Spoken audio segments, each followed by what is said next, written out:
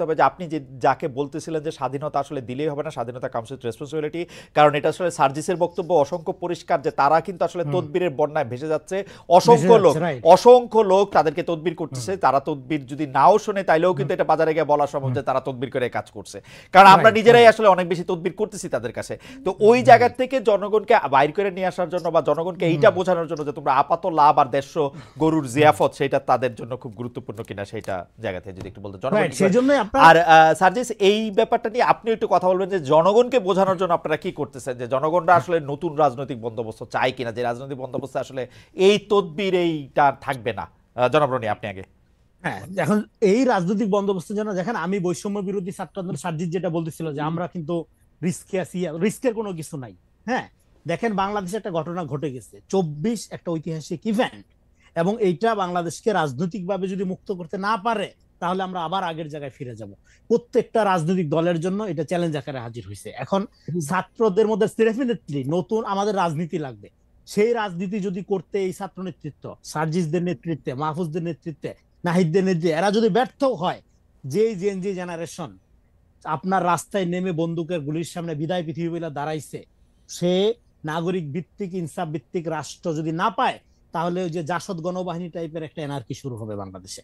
কারণ 5-7 বছর পরে এরা ইয়াং হবে, এদের মধ্যে যে আকাঙ্ক্ষা তৈরি হয়েছে 24-এ, দেখেন একটা গণ অভ্যুত্থান 10,000 বই পড়া যায় জ্ঞান হয়, তার চেয়ে অনেক বেশি জ্ঞান রাজনৈতিক প্রাজ্ঞতা পোলাপানদের দেয়। হ্যাঁ, ফলে আমি মনে করি বৈষম্য বিরোধী ছাত্র আন্দোলন, নাগরিক কমিটি এবং এই যে ছাত্র নেতৃত্ব, তারা যদি একটা নতুন বাংলাদেশ, নাগরিক ভিত্তিক ইনসাফপূর্ণ বাংলাদেশ কায়েম করতে ব্যর্থ হয়, তার কাফফারা এদের প্রত্যেককে দিতে হবে। কারণ আমরা বেঁচে আছি শহীদদের দায় নিয়ে। আপনি তো রনি এটা খুব সহজে বলতেছেন, কিন্তু এইটা করা কি সম্পূর্ণ ওদের হাতেই আছে?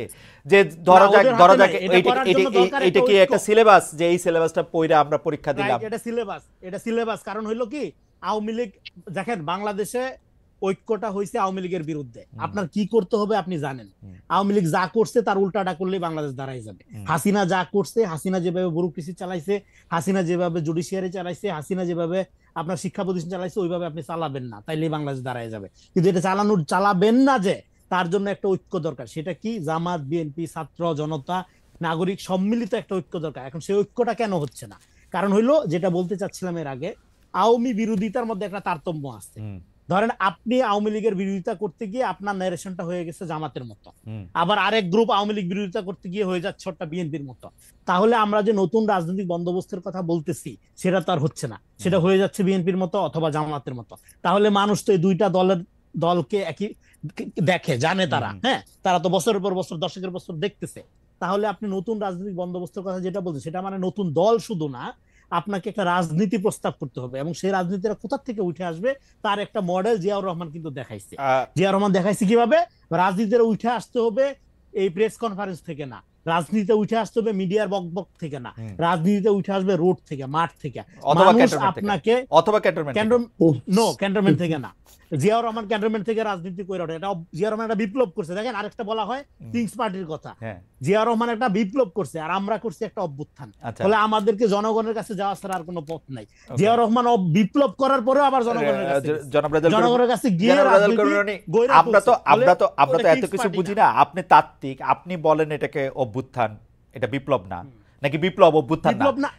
বিপ্লব অভ্যুত্থান না, আমাদেরকে অন্য স্যারেরা আবার আইসা বলে যে না, এটা আসলে বিপ্লব হয় নাই, অভ্যুত্থান হয়েছে।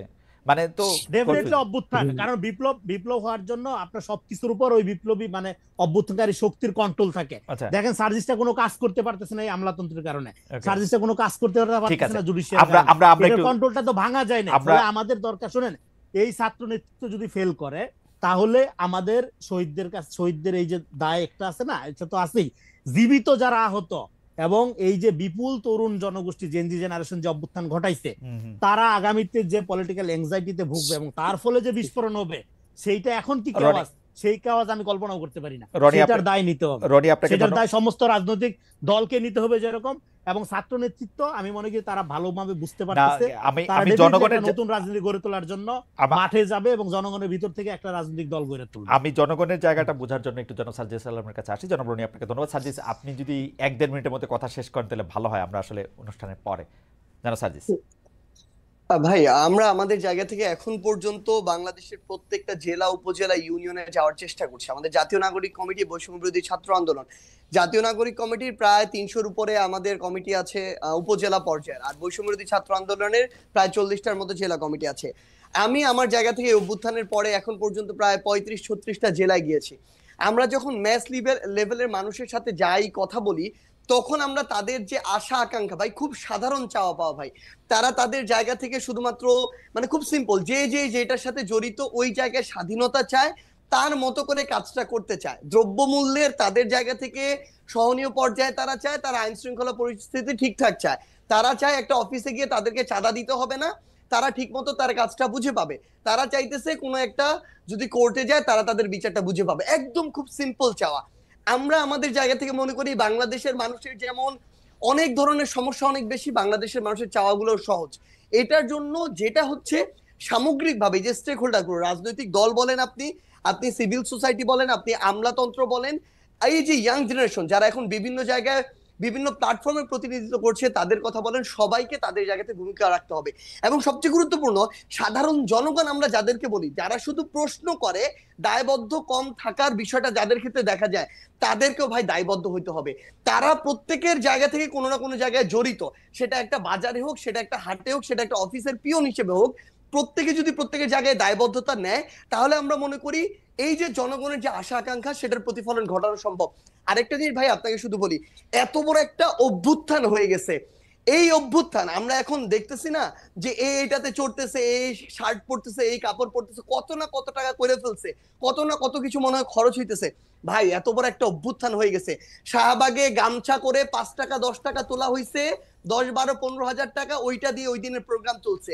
যদি উদ্দেশ্য ভাই ভাই একটা জিনিস শুধু, যদি উদ্দেশ্য আমাদের সৎ থাকে, সামনে আমাদের ওই চিন্তা ভাবনা দেশ এবং মানুষকে রেখে থাকে, ওই 24-এর অভ্যুত্থানের স্পিরিটটা থাকে ভাই, খুব বেশি কিছু খরচের প্রয়োজন নাই, 24-এর অভ্যুত্থানের স্পিরিটটা না, 24-এর অভ্যুত্থানের স্পিরিটটা সম্পর্কে সার্জিস আপনার সামনে কি কোনো স্ক্রিন আছে? আপনি কি আমাকে দেখতে পাচ্ছেন? না মনে হয়। জি আমি দেখতে পাচ্ছি। আপনি দেখতে পাচ্ছেন?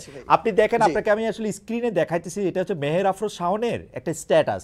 মেহের আফরোজ শাওন এই স্ট্যাটাসে দিছিলেন 17 জুলাই আবু সাঈদের বুক চিতিয়ে দাঁড়ানোর একটা ছবির একটা ইয়ে দিয়ে উনি এটার মধ্যে বলছিলেন যে মানে সমালোচনা করছেন সরকার। এটা 17 জুলাই 2024। সেই মেহের আফরোজ শাওনকে গ্রেফতার করা হয়েছে হইল ফেসবুকে অ্যাক্টিভিজম করার জন্য। মানে ডক্টর ইউনূস, মানে আমি যে বলি, মানে একদমই শেখ হাসিনার পথেই সরকার হাঁটতেছে। আপনার এরকম মনে হয় না সার্জিস? শেষ মানে এটা ভাই মানে এটা ফেসবুক অ্যাক্টিভিজমের জন্য কি আসলে গ্রেফতার করা যায়? কারণ কি আমি কেন এই কথা বলতেছি, মেহের আফরোজ শাওনরা যখন 17 জুলাই এই জিনিসটা করছিলেন, তখন কিন্তু শেখ হাসিনার পায়ের তলা থেকে সংস্কৃতিজীবীদের মাটিটা সরে গেছিল, এবং এইটা কিন্তু তাকে অনেক বড় আঘাত দিছে। এর জন্য কিন্তু তাদেরকে আসলে আমাদের ধন্যবাদ দেওয়া উচিত। আমার কাছে মনে হয় যে এটা আওয়ামীকরণের যে বয়ান, সেটা অনেকটা নস্যাৎ হয়েছিল কিন্তু উনাদের কারণে। যাই বলেন আপনি ভাই, একটা জিনিস একদম ভাই, না কেউ যদি ভাই জুলাইয়ে মেহের আফরোজ শাওন যেই আপনি যেটার কথা বললেন, এই কাজের জন্য তাকে বাহবা দিতে আমাদের বিন্দুমাত্র কার্পণ্য নেই। কিন্তু সবচেয়ে বড় কথাটা হচ্ছে ভাই, একটা জিনিস স্পষ্ট করে বলি, এই অভ্যুত্থানে ধরেন কোন একটা জেলায় যারা নির্দিষ্ট ওই সময়টাতে সমন্বয় করেছেন, যদি এই সংখ্যাটা 50 জন হয়ে থাকে, অভ্যুত্থানের পরবর্তী সময়ে ওই স্পিরিটটা ধারণ করে ওই জায়গায় সৎ থেকে কাজ করার সংখ্যাটা আর 50 জন নাই ভাই। 5-10 জন ওই জায়গা থেকে বিচ্যুত হয়েছেন, ক্ষমতার অপব্যবহার শুরু করেছেন বিভিন্ন জায়গায়, তাদের জায়গা থেকে চাঁদাবাজি বা এরকম কাজ কারবার শুরু করেছেন, এরকম অনেকে আছে। এখন সবচেয়ে বড় কথাটা হচ্ছে, ওই নির্দিষ্ট একটা ভালো কাজের জন্য আমি অবশ্যই তাকে ধন্যবাদ দিব, কিন্তু সেটাকে কেন্দ্র করে এখন যেমন আমরা দেখছি কয়েকটা গ্রুপ হয়েছে ভাই, আমি নিজে 2টা ফেসবুক গ্রুপ কারা চালায় আমি জানি না, তাদের বিরুদ্ধে আমি মামলা করেছি নিজে গিয়ে, আমার জীবনের প্রথম মামলা। কারণ সেখানে তারা যত রকমের মিথ্যা কথাবার্তা আছে, প্রোপাগান্ডা আছে, যত রকমের মানে একটা মানুষকে অপদস্থ করা যায়, হেয় করা যায়, এই কথাগুলো দিয়ে আমাকে এবং আমার পরিবারকে সংশ্লিষ্ট করে কথা বলছেন। এটা কোনোদিন ভাই ভাই এটা কোনোদিন গণমাধ্যমের মানে তারা সোশ্যাল মিডিয়া যে স্বাধীনতা প্রত্যাশা করে, এটা কোনোদিন সেই স্বাধীনতা হইতে পারে না ভাই। সেই জায়গায় আজকে যদি এমন একটা কথা বলা হয় যেটার কোনো ভিত্তি নাই, কিংবা এমন একটা কথা বলা হয় যেটা মিসরিপ্রেজেন্টেশন হয়, সেই জায়গায় সেই কথার বিরুদ্ধে অবশ্যই মানে এরকম যদি দেওয়া হয়, তাহলে তো একটা এখানে টোটালি পুরো দেশে একটা অরাজকতা তৈরি হবে, মানে যে যার মতো করে বলবে। মানে না ধরেন মিথ্যা মিথ্যার কি আসলে অরাজকতা সৃষ্টি করার ক্ষমতা আছে বর্তমান যুগে আইসা? একটা মিথ্যা প্রমাণ করতে 10 সেকেন্ড লাগে। এই ফেসবুক অ্যাক্টিভিজমের জন্য যদি আপনারা এখন জেলে নেন, এটা ঠিক হচ্ছে কিনা আমি জানি না সার্জিস, আপনারা নিশ্চয়ই চেক করবেন। আমাদের আর মানে আমি জানি না, মানে আপনি আমি যদি বলেন কারণ আমি এটা রনির কাছেও এক লাইন শুনতে চাই, আপনি বলেন। ভাই একটু আনসার আছে ভাই। সবচেয়ে বড় কথা কি জানেন, এখন বাংলাদেশে আমি ধরে নিচ্ছি 10 কোটি মানুষ ফেসবুক ব্যবহার করে, এর মধ্যে ফ্যাক্ট চেক করে কোনটা রিয়েল কোনটা ফেক এটা বোঝার মতো ভাই 70 to 80% মানুষের এই ক্যাপাবিলিটি নাই ভাই। যেটা সামনে আসে তারা ওইটাকে রিয়েল মনে করে। এই জন্য আমার যখন সর্বশেষ ভাই মজার একটা কথা বলি, সর্বশেষ যখন বিয়ে হলো আমাকে এরকম অনেকজন জিজ্ঞাসা করছে, গ্রামের মানুষজন, তোমার না আগে বিয়ে হয়েছিল? মানে তারা আগের ওই ফেক জিনিসগুলোকে বিশ্বাস করে নিচ্ছিল ভাই।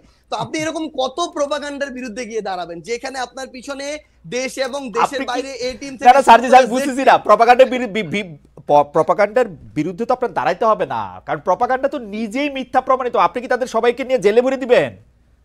না ভাই জেলে ভরবো না, কিন্তু ভরছেন তো যখন ভাই আপনার কথাটা শুনেন ভাই, যখন এরকম অসংখ্য হতে থাকবে এবং যেটা আসলে একটা সঠিক জিনিসকে রং ওয়েতে নিয়ে যাবে, মিসরিপ্রেজেন্ট করবে, তখন এটার বিরুদ্ধে অন্তত আপনি যদি কয়েকটা ব্যবস্থা না নেন তাহলে তো এটা চলতে থাকবে। তাহলে তো আপনি কখনোই একটা রাইট ট্র্যাকে আপনি যেতে পারবেন না। তার মানে জেলে নেওয়া ঠিক আছে আপনি মনে করতেছেন? ভাই জেলে নেওয়া ঠিক আছে না, এটা একটা বিচারিক প্রক্রিয়ার মধ্যে দিয়ে যাবে। কারো যদি এরকম সংশ্লিষ্টতা থাকে যে এটা কোনো একটা মানে বিশৃঙ্খলা বা আইনের বাইরে কোনো একটা কিছুতে যাচ্ছে, তখন ব্যবস্থা নেওয়া হবে না।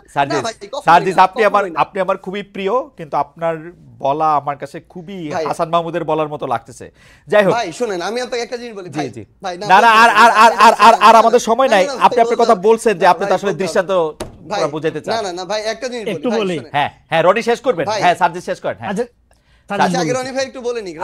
আমাদের তো আর সময়। হ্যাঁ রনি তাহলে আপনি 1 মিনিটে বলেন, আমাদের আর সময় নাই কিন্তু আসলে সময় শেষ হয়েছে অনেক আগে। শাওনকে যে কারণে গ্রেফতার করা হয়েছে সেটা কিন্তু ফেসবুক কারণের মধ্যে ফেসবুক স্ট্যাটাস এগুলো লেখা নাই। আচ্ছা লেখা হয়েছে রাষ্ট্রের বিরুদ্ধে ষড়যন্ত্রের কারণে গ্রেফতার করা হয়েছে। রাষ্ট্রের বিরুদ্ধে ষড়যন্ত্র একটা উইয়ার্ড ধারণা। হ্যাঁ রাষ্ট্রের বিরুদ্ধে ষড়যন্ত্র বইলা কিছু নাই, এটা থাকা উচিত না। এখন যেটা 24-এর অভ্যুত্থানের পরে থাকা উচিত হলো ওই যে রাষ্ট্র অ্যাকাউন্টেবল থাকবে, নাগরিক না। হ্যাঁ কিন্তু কথা হলো এই ফ্রিডমটা আপনি এনজয় করবেন রেসপন্সিবল হইয়া। শাওন কি রেসপন্সিবল ছিল না? শাওন শেখ হাসিনার ওই ডাস্টবিনওয়ালা ছবিতে যখন আপনার শফিক ভাই যে টিস্যু ফালাইলো সেইটা দেখেন, সেটার একটা অ্যাস্থেটিক্যাল কোশ্চেন হাজির করলো। শেখ হাসিনার প্রতি ঘৃণার কারণেই তো রনি আপনি শেষ করেন। মানে আপনি আমি কিন্তু কন্টেন্টে যাইতে চাইতেছি না, মানে আপনি মনে করতেছেন যে শাওনের বক্তব্য দিয়া। শুনেন শাওনের বক্তব্য শুনে, শাওন হইলো একটা আওয়ামী পরিবারের সন্তান, তার বাপ মা দুইজনই আওয়ামী লীগের এমপি ছিল, সে প্রতিশ্রুতিশীল আওয়ামী লীগার। শেখ হাসিনার আচরণে সে বিরক্ত ছিল, সেই কারণে সাইদের পক্ষে সে নিছে। সে তার মানে শুনেন আওয়ামী লীগের অনেকগুলো পকেট আছে, কালচারাল পকেট।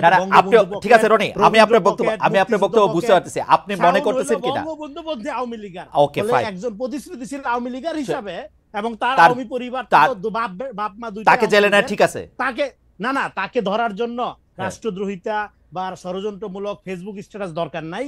হ্যাঁ সে আরো আগেই জেলে থাকার কথা। মানে কি জন্য? আওয়ামী লীগ করার জন্য? ডেফিনেটলি সে আওয়ামী লীগ করার জন্য না। সে ছাত্রলীগের ছাত্রলীগের আপনার ভার্চুয়াল মিটিং গুলোতে অ্যাটেন্ড করার রিপোর্ট আছে, প্রমাণ আছে, বিশুদ্ধ সংগঠন। হ্যাঁ ফলে তাকে অ্যারেস্ট করাটাই আপনার অ্যারেস্ট করার মধ্য দিয়ে যে আপনার বিশাল ভুল হয়ে গেছে। হ্যাঁ কিন্তু যে সমস্ত কারণে অ্যারেস্ট করা হচ্ছে সেটা ঠিক না, যেমন ধরেন ফেসবুকে লিখলে